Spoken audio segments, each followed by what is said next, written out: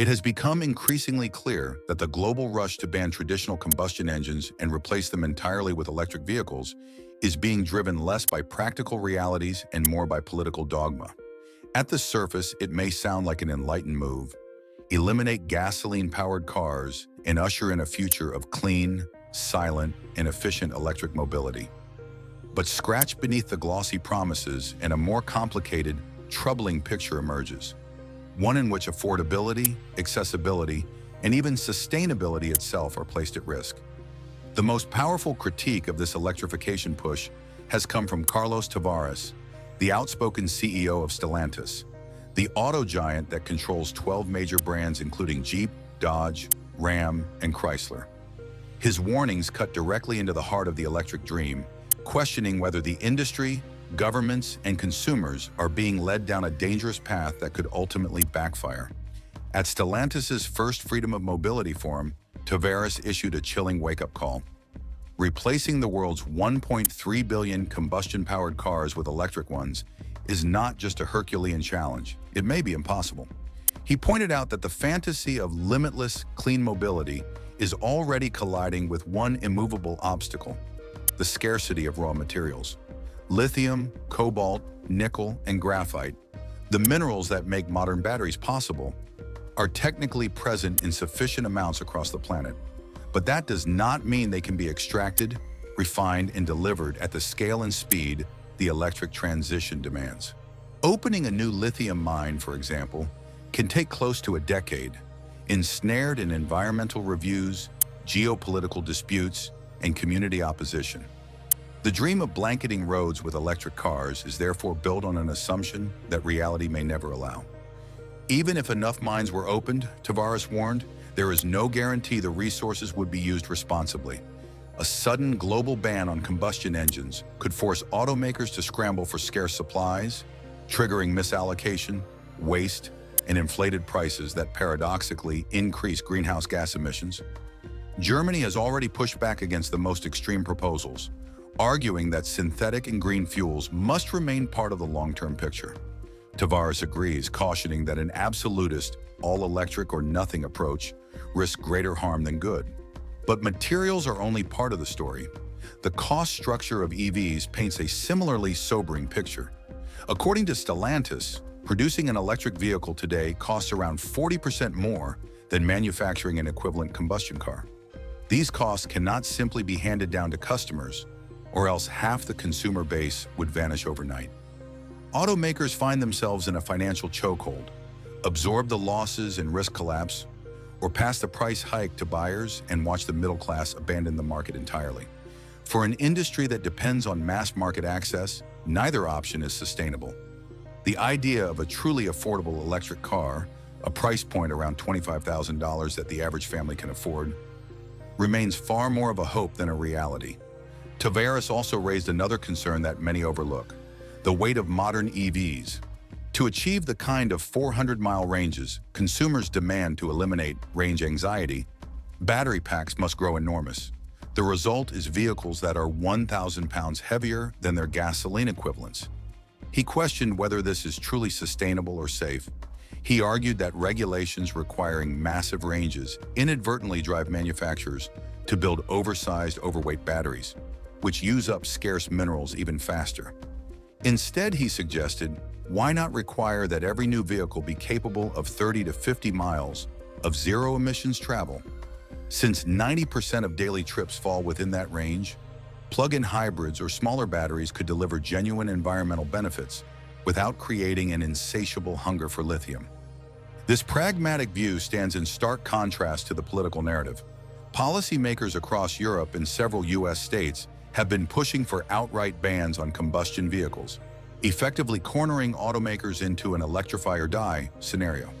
Tavares warned that this inflexible strategy not only risks pricing out the middle class, but also opens the door to dangerous geopolitical games. He accused some governments of weaponizing climate policy as a way to reshape trade competition, using subsidies and regulations not just to save the planet, but to gain economic advantage. In a world where the United States and China both heavily subsidize their clean tech industries, the risk of a trade war masquerading as climate action looms large. For automakers already stretched thin, the prospect of navigating not only supply shortages, but also tariff battles is daunting. Jeep's struggles provide a clear example of how this strategy may be backfiring. Once known as a rugged, accessible brand for adventurous families, Jeep has increasingly been repositioned as a luxury mark under Stellantis' leadership.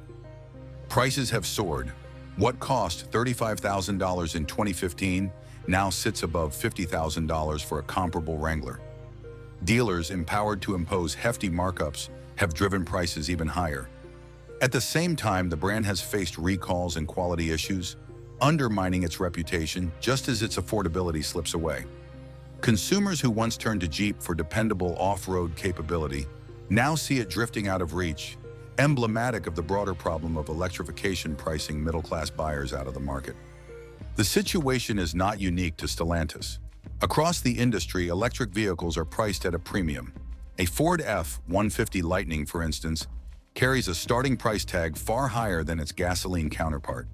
Tesla, Rivian, Mercedes-Benz, and others have all faced similar pricing challenges, which they've attempted to mask with financing tricks or subsidies. Yet subsidies themselves are precarious. They depend on political winds, which shift rapidly. If government support is rolled back, millions of buyers could suddenly find themselves locked out of the EV market altogether. Tavares' warning is stark. Tying the future of mobility to subsidies alone is building a house on sand. Even so, the industry marches forward.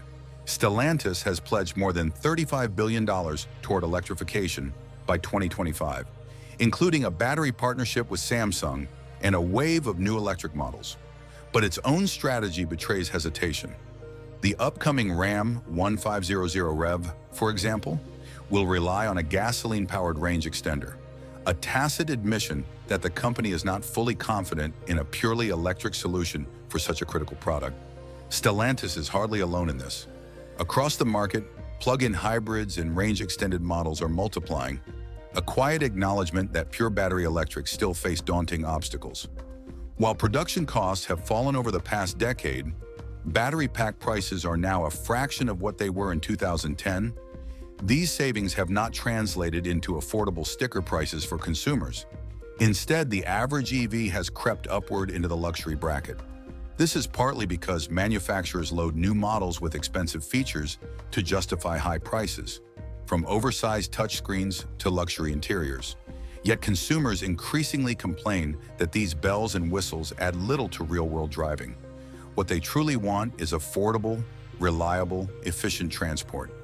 Automakers caught between regulatory mandates and profit imperatives seem unable or unwilling to provide it.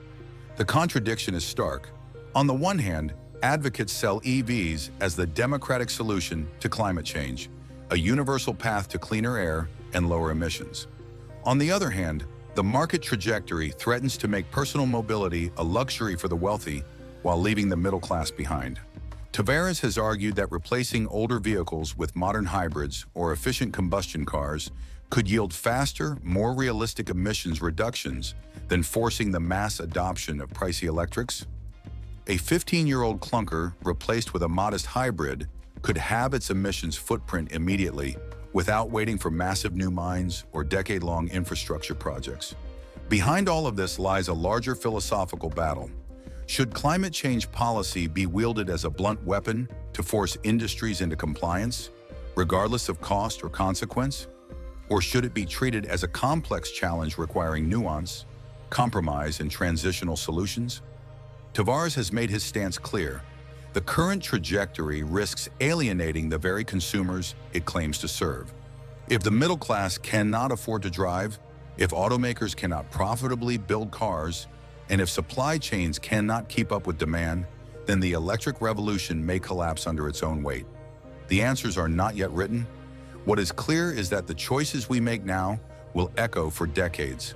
Governments, automakers, and consumers must decide whether to double down on ideology or confront reality head-on. If we fail to ask the hard questions Tavares has raised, we may discover too late that the very policies meant to save the planet have ended up doing more harm than good.